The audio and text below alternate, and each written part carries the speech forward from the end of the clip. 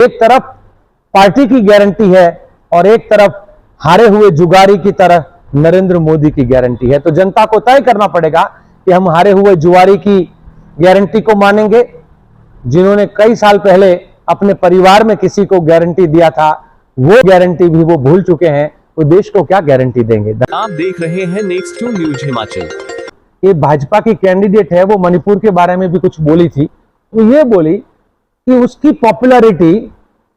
भारत के किसी भी व्यक्ति से ज्यादा है।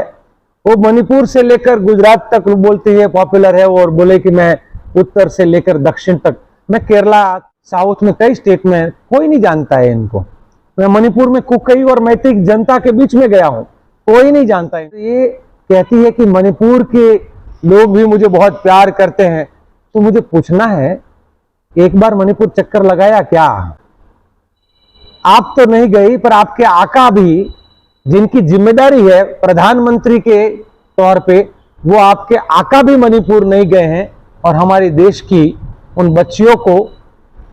उनके साथ हुए बलात्कार, देश का 5000 साल बाद वाला धृतराष्ट्र अपनी आंखों की पट्टी नहीं खोला है। तो हम तो चेताने आए हैं कि अगर जनता गलती से भी गलती कर बैठे, चुनाव सिर्फ एक सांसद को चुनने का चुनाव नहीं है, इस देश की जनता के अधिकारों को बचाने का, बाबा साहब के दिए गए संविधान को बचाने का, हमारे सबके भारत माता के हर बच्चियों की चित्कार को सुनने का, और देश के लोकतंत्र को बचाने का ये इस बार का चुनाव है। तो आप जब चुनाव, कोई भी, मैं मंडी की जनता को भी और यहाँ की पार्लियामेंट और पूरे हिमाचल को ये कहना चाहूंगा, जब आप चुनाव चिन्ह पर मोहर लगाओ ना, तो ये सोच के लगाना है कि एक तरफ नकली नेता की गारंटी है जो अपने नाम की होती है, जिसकी 14 की हर गारंटी पूरी तरह से फेल है। ना 15 लाख खाते में आए हैं, ना किसान का कर्जा माफ हुआ है, ना किसी के जॉब लगी है। तो ये पूरी तरीके से उनकी हर गारंटी में, याद भी नहीं करवाना चाहता हूं उनको, मुझे लगता है इस बार चुनाव 2014 के नारे पर एक बार लड़के दिखाना चाहिए था। अगर भाजपा शक्तिशाली, अगर वो सफल है, अगर सही रही होती, तो महंगाई की मार वाला चुनाव, पेट्रोल के भाव वाला चुनाव, गिरता हुआ रुपया का चुनाव,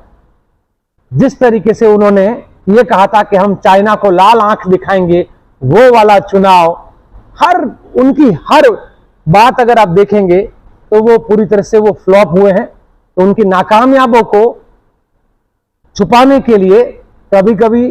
हम सबको गुमराह करने का कार्य करेंगे, 400 पार का नारा लगाएंगे। इस बार उनकी नैया 200 पार भी मुश्किल है। तो ये सबको पता चल गया है कि हमको अब सेना में नहीं लेंगे, अब अग्निवीर बनाएंगे, और वो अग्निवीर बनाने के बाद 4 साल के बाद तो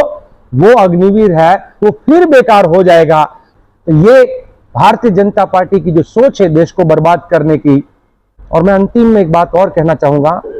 कि क्या हुआ देश में, कैसा कुशासन, कैसा दुशासन, कि हाथरस की उस बच्ची को भाजपा का एमएलए बलात्कार करता है, उसके बाद वो एमएलए निर्दोष निकल जाता है, बच्ची मारी जाती है, और मारी जाने के बाद पोस्टमार्टम होता है, माँ बाप को उसकी अंतिम विधि के लिए उसके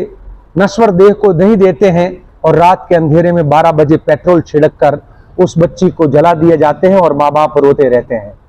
किसान जब हक मांगने के लिए निकलते हैं तो उन्हीं के एमपी का बेटा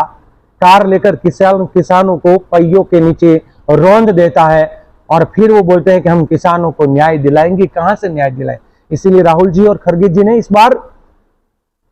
न्याय पत्र, घोषणा पत्र नहीं, भाजपा की तरह वादों का जुमला नहीं, पर न्याय पत्र निकाला। वो 5 न्याय इस देश को फिर से जो है, वो जो 5-10 साल में, जो 10 साल में अन्याय हुआ है, वहां से बाहर निकालकर, वो किसान को न्याय देने की बात हो, युवा बेरोजगार है तो उसको पहली नौकरी पक्की का बात हो, या किसान का कर्जा माफ करने की बात हो, हर परिवार में एक महिला को कम से कम 1 लाख रुपया एक साल में, यानी कि 8500 रुपया हर महीना देने की बात हो, और जो मजदूर है उसकी मनरेगा में 400 रुपया वाली बात हो, और हर किसी की हिस्सेदारी शासन से लेकर, रोजगार से लेकर हर चीज में, बजट में हो। ये 5 न्याय वो राहुल जी अपने नाम से गारंटी नहीं दे रहे हैं, खड़गे जी अपने नाम से गारंटी नहीं दे रहे हैं, कांग्रेस पार्टी की गारंटी दे रहे हैं, और वहां पर अपना खुद का साइन कर रहे हैं। तो एक तरफ पार्टी की गारंटी है और एक तरफ हारे हुए जुगारी की तरह नरेंद्र मोदी की गारंटी है। तो जनता को तय करना पड़ेगा कि हम हारे हुए जुआरी की गारंटी को मानेंगे, जिन्होंने कई साल पहले अपने परिवार में किसी को गारंटी दिया था, वो गारंटी भी वो भूल चुके हैं, तो देश को क्या गारंटी देंगे। धन्यवाद। मंडी में जो आज कैंडिडेट है भारतीय जनता पार्टी की ओर से, उनके कुछ स्टेटमेंट को लेकर देश भर के लोगों का बड़ा रिएक्शन है कि देश की आजादी के जंग में लड़ने वाले कई हमारे सन्नारी, कई सपूत, उनकी शहादत का अपमान हुआ है। भगत सिंह से लेकर सुखदेव और राजगुरु, जो हमारे सुखदेव और राजगुरु, वो तो सेवा दल के कर्मठ कार्यकर्ता थे, राष्ट्रीय पदाधिकारी भी थे। तो वहां से लेकर झांसी की रानी लक्ष्मीबाई से लेकर तात्या टोपे से लेकर वो लाला लाजपत राय हो, या हर कोई जो इस देश की आज़ादी के जंग में लड़ा, अपनी कुर्बानियां दी, शहादत दी, उन सब को भुलाकर आज़ादी को भीख में मिलने की बात करने वाले, और वो भी जैसे 2014 के बाद देश आज़ाद हुआ वैसी मूर्खतापूर्ण बात करके हमारे देश के युवाओं को गुमराह करने का कार्य और भारत माता की आज़ादी का अपमान करने का कार्य करने वाली एक ऐसी अदाकार जो है, जिनको ना राजनीति के बारे में पता है, ना देश के बारे में पता है, ऐसे व्यक्ति अगर संसद में जाएंगे तो कल जाके क्या उल्टा सीधा बोलेंगे मालूम नहीं है। मैं गुजरात से हूं और देश की आज़ादी में महात्मा गांधी और सरदार पटेल का एक रोल कि देश को आज़ाद करवाने का, और 75 साल के बाद क्या हुआ कि देश को बर्बाद करने वाले भी दो गुजरात से निकले, और वो आज़ादी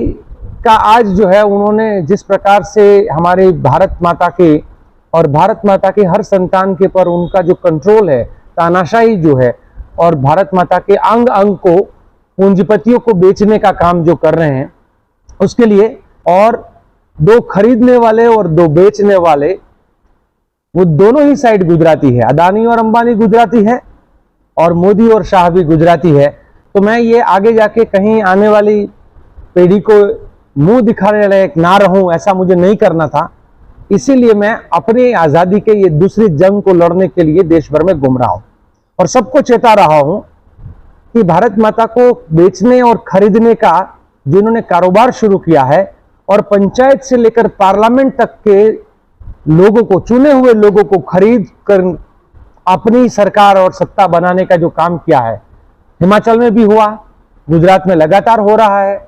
महाराष्ट्र में पिछले कुछ साल पहले आपने देखा, कर्नाटक, मध्य प्रदेश, मतलब हर जगह पे उनके लिए राजनीति एक बाजार है और कांग्रेस पार्टी के लिए राजनीति है वो जन सेवा का माध्यम है। वो बर्बाद कर रहे हैं देश के हर संवैधानिक संस्थान को, इन्होंने बर्बाद करके रख दिया है। ईडी और सीबीआई तो उनके पालतू कुत्तों की तरह उन्होंने बनाकर रखा है, जहां कहीं आवाज उठेगी वो छोड़ेंगे, जैसे उन्होंने पाले हुए हैं वो पहुंच जाएंगे। कल में परसों में पंजाब में था तो हमारे कैंडिडेट के वहां पर उनकी ईडी और सीबीआई पहुंच गई। इवन जिस मीडिया ने आवाज उठाई तो वहां पे भी ये सीबीआई और ईडी जो है उनके छापे लग जाते हैं। फिल्म अदाकार जो होते हैं ना, वो चुनने के बाद नजर नहीं आते हैं, आपको तो संघर्ष करने वाले, आपके बीच में रहने वाले, जिनकी पीढ़ियों को भी आपने परखा है, आपने जिनके माता पिता को भी परखा है, जिनकी आवाज आपको मालूम है, तो ऐसे विक्रमादित्य आपके बीच में तो वैसा हो कि जो आपकी आवाज बनकर जाए।